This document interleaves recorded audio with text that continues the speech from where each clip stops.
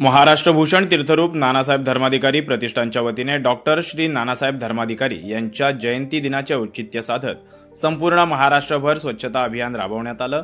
दिनांक 1 मार्च 2026 रोजी सकाळी 8 वाजल्यापासून महाराष्ट्रातील कानाकोपऱ्यातील श्री सदस्यांनी या स्वच्छता अभियानात सहभाग घेतला। त्याचबरोबर अंबरनाथ तालुक्यातील बदलापूर शहर, ग्रामीण तसेच वांगणी शहर आणि ग्रामीण भागात देखील प्रतिष्ठानच्या वतीने स्वच्छता अभियान राबवण्यात आलं। यावेळी वांगणी परिसरातील शेकडो श्री सदस्यांनी स्वच्छता अभियानामध्ये उत्स्फूर्त सहभाग घेतला। यावेळी श्री सदस्यांमार्फत शहरातील आणि गावातील हजारो टन कचरा उचलण्यात आला। या स्वच्छता अभियानामध्ये वांगणी ग्रामपंचायतचे देखील विशेष सहकार्य लाभले। यावेळी कचऱ्याची विल्हेवाट लावण्यासाठी वांगणी ग्रामपंचायतकडून घंटागाड्यांची व्यवस्था करण्यात आली होती। वांगणी शहर तसेच कुडसावरे, ढवळेगाव, ढवळेपाडा, डोणे या गावांमध्ये देखील स्वच्छता अभियान राबवण्यात आलं। या अभियानांतर्गत एकूण 18 किलोमीटर दुतर्फा रस्त्यांची तसेच पोलीस स्थानक, शासकीय आणि इतर कार्यालय, दवाखाने, शाळा, स्मशानभूमी इत्यादी ठिकाणांची स्वच्छता करण्यात आली। या मोहिमेदरम्यान एकूण 4.5 टन कचरा संकलित करण्यात आला। तो वाहनांद्वारे डम्पिंग ग्राउंडपर्यंत सुरक्षितरित्या पोहोचवण्यात आला। यावेळी वांगणीमधील प्रतिष्ठित नागरिक, सामाजिक कार्यकर्ते तसेच राजकीय नेते मंडळी यांनी देखील सहभाग घेऊन स्वच्छता करण्यात हातभार लावला।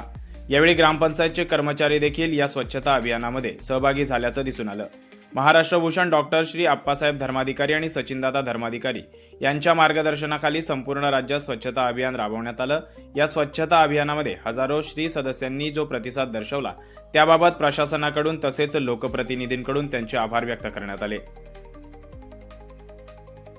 महाराष्ट्र भूषण डॉक्टर तीर्थरूप नानासाहेब धर्माधिकारी यांच्या जयंतीचं म्हणजे वाढदिवसाचं औचित्य साधून जे स्वच्छता अभियान राबवलं गेलं, त्या अभियानात मी सकाळपासून ग्रामपंचायत सदस्य आणि स्वच्छता सभापती या नात्याने मी सकाळपासून त्यांना एक छोटासा माझा खारीचा वाटा म्हणून मीही त्यांच्या उपक्रमामध्ये माझा थोडा हातभार लावला।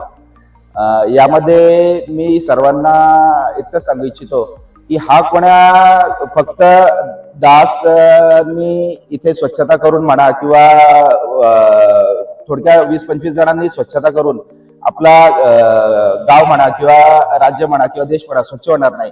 ही प्रत्येकाची आपली स्वतःची जबाबदारी आहे की ते आपला गाव, आपला नगर, आपला तालुका कसा स्वच्छ राहील हे प्रत्येकाने स्वतःनी त्याची जबाबदारीची जाण ठेवून स्वच्छता केली पाहिजे। कारण जर आपण आपला आजूबाजूचा परिसर स्वच्छ केला, आपोआप आपला राज्य स्वच्छ होईल, आपोआप आपला देश स्वच्छ होईल।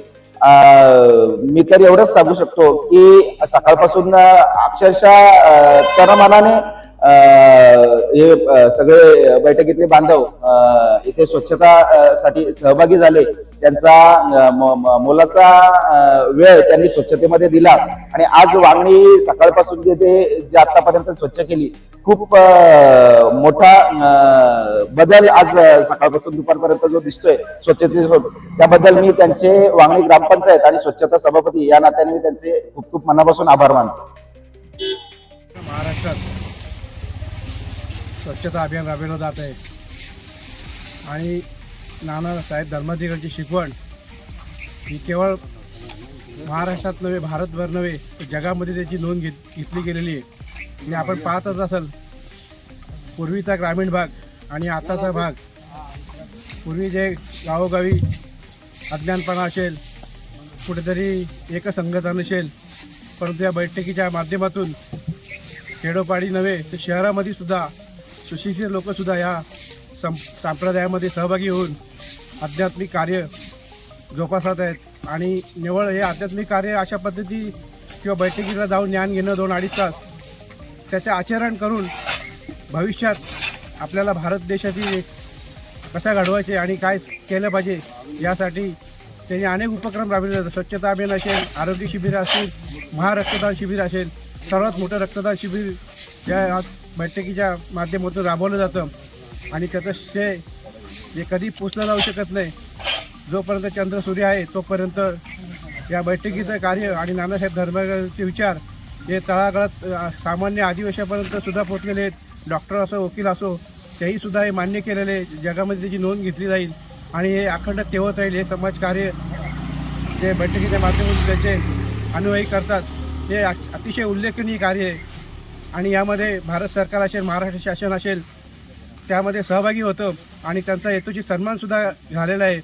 अशा व्यक्ती होणे फार काळाची गरज असते. ते संत महात्मे जसे होऊन गेले तसे आजच्या युगातले हे संत महात्मे त्यांनी जगाला नव्हे तर संपूर्ण आदिवासी समाज असेल, गरीब दलित असेल, एक शिकवणीचा संदेश दिलेला. संदेशाच्या माध्यमातून सामाजिक कार्य काय असावं, कसं करावं हे सुद्धा शिकवण दिलेली जाते. आणि आचार विचार चांगले होऊन कुठेतरी जनतेमध्ये जी प्रगती होत आहे, विचारांची देवाणघेवाण आणि या समाजकार्याविषयी आवड, याबद्दल मी सर्व त्यांना शुभेच्छा देतो. आणि असंच कार्य यांचं जगामध्ये नोंद इतिहासात राहील हे निराकार सत्य आहे. जय सद्गुरू.